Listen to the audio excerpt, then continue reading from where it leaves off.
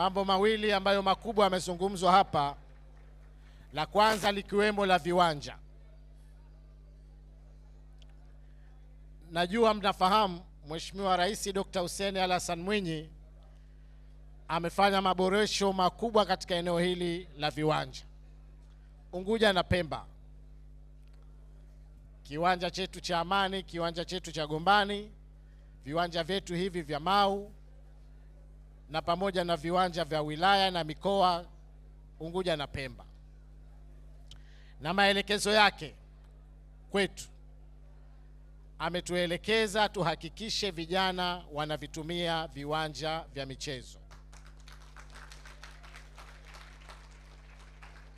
Uboreshaji huu wa viwanja sio kwa ajili ya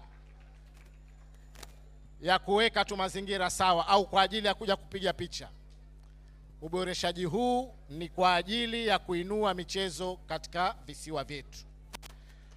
Kwa hiyo lazima viwanja hivi vitumiwe. Na mimi nataka niwaahidi, tulionana ofisini kama viongozi na nilikuiteni mwenyewe. Nataka nikuahidini, viwanja hivi mtakwenda kutumia.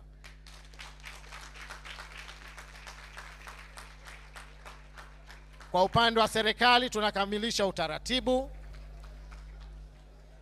na utaratibu ambao utowekwa hautowaumiza.